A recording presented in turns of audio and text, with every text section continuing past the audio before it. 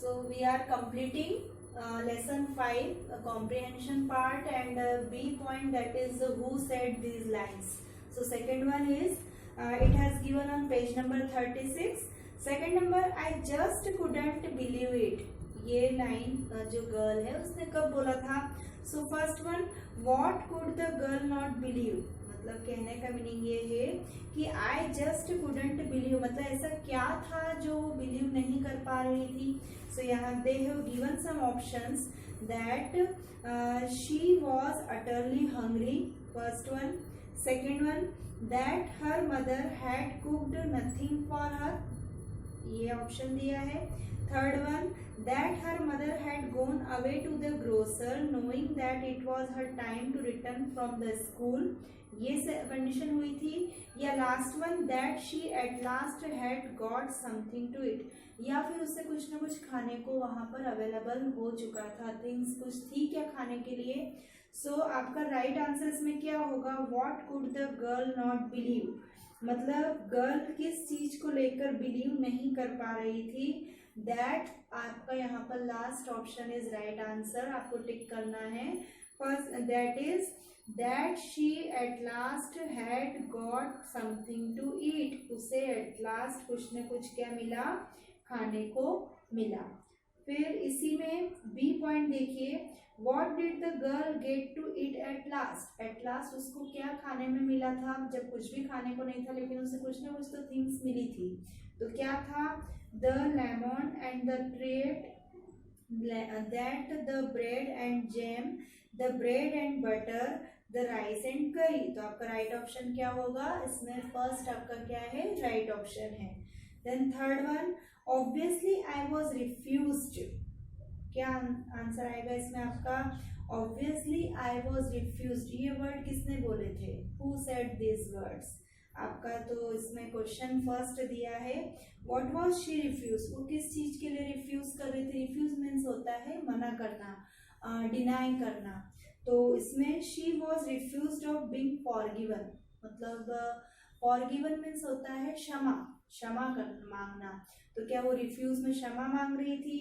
Who refused her plea, जब वो जब उसकी जो मतलब प्ली मीन्स होता है क्षमा मांगना, तो जब वो प्ली जो है वो रिफ्यूज किसने किया? टीचर ने उसकी जो मतलब फॉरगिव कर रही थी वो उसके लिए मना कर दिया. And why was her teacher annoyed, और उसकी टीचर अनॉयड क्यों हो गई? Her teacher was annoyed as she had forgotten to do the work assigned, और वो अनॉय मीन्स होता है एंग्री होना, उसकी जो टीचर है उसके ऊपर इसलिए अनॉय हुई है क्योंकि उसका जो वर्क असाइनमेंट था वो कहाँ पर रह गया था? उसकी वो नोटबुक घर पर रह गई थी, इसलिए वो अपना वर्क कंप्लीट नहीं कर पाई. Then last one, she was later categorized as, मतलब क्लास में जो उसको कैटेगरी में दिया जब उसने उसका वर्क असाइनमेंट टीचर को शो नहीं कर पाई, तो किस कैटेगरी में उसकी क्लास टीचर ने उसको बताया था? First one a good girl, second one a bad girl, third one a disciplined girl and fourth one a well mannered girl. मतलब वो किस में आ रही थी? तो जब वो उसका वर्क असाइनमेंट कंप्लीट नहीं कर पाई या शो नहीं कर पाई वो नोटबुक, तो वो बैड गर्ल के कैटेगरी में आ गई थी. तो आपको टिक करना है यहाँ पर. अब fourth one, we will be back soon don't worry, उसकी मदर जब गई थी घर से बाहर तो फ्रिज पर एक नोट लिख कर गई थी. क्या लिखा था? We will be back soon don't worry. So first question, who wrote these words, यदि आपने पोएम एक्सप्लेनेशन सुना है. सो हर मदर, किसने लिखे थे ये words? Her mother wrote these words, और कहाँ मतलब लिख कर रखा था उन्होंने? फ्रिज पर. Second, where did the girl find these words written, मतलब उस गर्ल ने उन वर्ड्स को कहाँ पर फाइंड आउट किया? The girl found these words written on the fridge, और उसने कहाँ पर देखा उन्हें? फ्रिज पर. Then why has she used don't worry, उसकी मदर ने डोंट वरी क्यों यूज किया यहाँ पर? She had used this words as the girl could not manage herself alone. Don't worry इसलिए यहाँ पर यूज किया है कि गर्ल जो है वो बहुत ही एज में, मतलब बहुत ही यंगर है, तो वो अरेंज नहीं कर पाएगी सारी थिंग्स, तो उसने उसकी मदर ने इसलिए उसे बोला है don't worry we will be back soon. Next, Why did the girl find something to eat when she returned home from her school? जब वो स्कूल से घर आई तो क्या उसे कुछ खाने को मिला था? She found nothing. उसके पास कुछ भी खाने के लिए नहीं था. She found nothing to eat. Next, when did she finally get something to eat? उसने कहाँ से उसको मतलब फाइंड आउट करना चाहा? तो she finally get something to eat after lunch. से लंच के बाद कुछ खाने को मिला. Then next, till then how will I comfort my tummy? Who said these words and why? किसने कहे ये वर्ड्स? तो अंडरस्टूड है. ये पूरी पोएम एक गर्ल पर डिपेंड है. गर्ल जो है वो अपना एक रूटीन बता रही है. एक दिन उसकी लाइफ में ऐसा आया कि जब when all thing went wrong, मतलब पोएम का नाम ही है the day everything went wrong. एक ऐसा दिन उसकी लाइफ में आया उस गर्ल के जो सब कुछ क्या होता गया उस दिन रॉन्ग होता गया. सो आपका क्या आंसर आएगा इसमें? राइट ऑप्शन क्या आएगा? The girl said because she was hungry and found nothing to eat. क्योंकि घर पर लेट हो गई थी, फिर स्कूल में भी उसे मोरॉन का कैटेगरी में ले आया गया, बैड गर्ल. जब वो घर पर आई तो घर पर भी उसके लिए कुछ खाने को नहीं था. तो ये सेंटेंस इस पोएम में उस गर्ल ने कहे. तो राइट आंसर आपका क्या है? The girl said because she was hungry and found nothing to eat. ये आपको ऑप्शन टिक करना है. I will send also a PDF of this questions. And now we have to come on page number 37. It has given grammar part. Grammar part, that is first question. Fill in the blanks with suitable pronoun. आपको यहाँ पर क्या fill करना है? Pronoun fill करना है. मैंने आपको जब टाइप्स ऑफ मतलब पार्ट्स ऑफ स्पीच बताया था तो उसमें टाइप्स ऑफ प्रोनाउन बताए थे. रिलेटिव प्रोनाउन, पर्सनल प्रोनाउन, तो ये रिफ्लेक्सिव प्रोनाउन. जैसे मैंने आई का एग्जांपल आपको बताया था. आई, मी, माई, माइन, माई सेल्फ. मतलब जब हम आई यूज कर रहे हैं दैट इज कॉल्ड प्रोनाउन.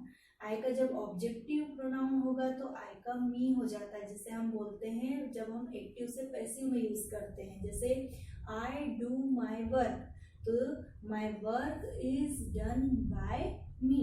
आई का क्या हो गया यहाँ पर? मी हो गया. जब आप किसी थिंग पर पोजेशन बताते हैं, जैसे आपकी मदर, फादर, तो इन पर आपका पोजेशन है तो आप क्या बोलते हैं? I mother. आप क्या बोलते हैं? My mother. तो इस तरह से ये पूरी एक टेबल है. I will send you this table and you have to use pronoun. अब यहाँ पर सेंटेंस को पढ़ने के बाद आपको क्या यूज करना है? प्रोनाउन यूज करना है. So first sentence, two boys are fighting with. यहाँ पर जो बॉयज हैं वो क्या है? सिंगुलर है या प्लूरल है? प्लूरल है. तो यहाँ पर प्लूरल वर्ड के लिए क्या यूज होगा? द बॉयज के लिए देम. तो राइट आंसर क्या आएगा आपका? Them. I have written on the board also this sentence. Two boys are fighting with, मतलब आपस में क्या कर रहे थे? लड़ाई कर रहे थे. विथ देम, देम मतलब उन लोगों से. Mona took blank bag and come out of the office. यहाँ पर Mona, Mona who is Mona? Mona is a girl. So girl के लिए हम क्या यूज करते हैं? हर. तो यहाँ पर ये क्या है? यहाँ पर मोना के लिए क्या यूज होगा? Her. Mona took her bag and came out of the office. Next one, nature has. Nature living thing है, लिविंग बीइंग में आता है, नॉन लिविंग में. तो नेचर को हम नॉन लिविंग में लेंगे. तो नेचर के लिए क्या वर्ड यूज होगा? Nature has its. यहाँ पर जो नेचर है उसके लिए क्या वर्ड यूज होगा? Its. Nature has its own way to punish the violator of. और किसके खिलाफ? इसी के लॉ के, नेचर के ही लॉ के खिलाफ. तो यहाँ पर ये दोनों ब्लैंक किसके लिए बताया गया है? नेचर के लिए. और नेचर क्या है? नॉन लिविंग बीइंग है. तो फर्स्ट वन में भी इट्स ही आएगा और सेकंड वन आंसर भी इट्स ही होगा. यहाँ पर इट्स वर्ड क्यों यूज किया है? Because non living. देखिए लिविंग बीइंग के लिए हम ही का हिज करते हैं, शी के लिए हर यूज करते हैं, और इट जो नॉन लिविंग बीइंग होती है उसमें इट्स यूज किया जाता है, क्योंकि ना तो ये मेल कैटेगरी में आता है ना ही फीमेल कैटेगरी में. So next, he does not go out with friends. अब यहाँ पर जो ही है, ही क्या है? मेल है, और ही के लिए हम क्या यूज करेंगे? Pronoun his. Again I am repeating, he के लिए हमेशा प्रोनाउन हिज यूज होता है, शी के लिए हर, और नॉन लिविंग थिंग के लिए क्या होता है? It, its. यहाँ पर यूज करना है। Next one 4 number we have completed. 5th number, they helped blank friends in bad times. यहाँ पर जो दे है वो प्लूरल पर्सन के लिए यूज हुआ है। So first one blank you have to use their and second one also their. And what is the spelling of their? THEIR। They का क्या बन जाएगा? There.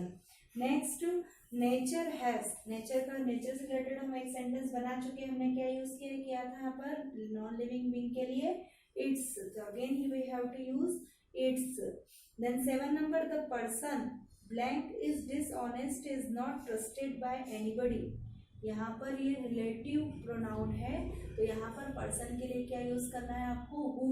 The person who is dishonest, ये वही पर्सन है जो डिसऑनेस्ट है and is not trusted bye anybody, और किसी और के द्वारा या किसी के भी द्वारा इस पर ट्रस्ट नहीं किया जाता। Then next, this is the watch blank I bought last Monday. Relative pronoun में लिविंग बीइंग के लिए who यूज होता है और नॉन लिविंग बीइंग के लिए which यूज किया जाता है। सो वॉच के लिए यहाँ पर क्या यूज करेंगे? which. So again I am repeating all the answers. First them, second one her, third one its and second blank also its. Next one 4 number his, 5 number their and next blank में भी their ही आएगा। 6 number its, 7 number who and 8 number also which. So now we have completed A point fill in the blanks with suitable pronoun. मतलब हमने sentence को पढ़ने के बाद सब्जेक्ट के अकॉर्डिंग उससे रिलेटेड हमने क्या यूज किया? उसका pronoun. And next one B point, fill in the blanks with suitable comparatives of the adjectives given in the bracket.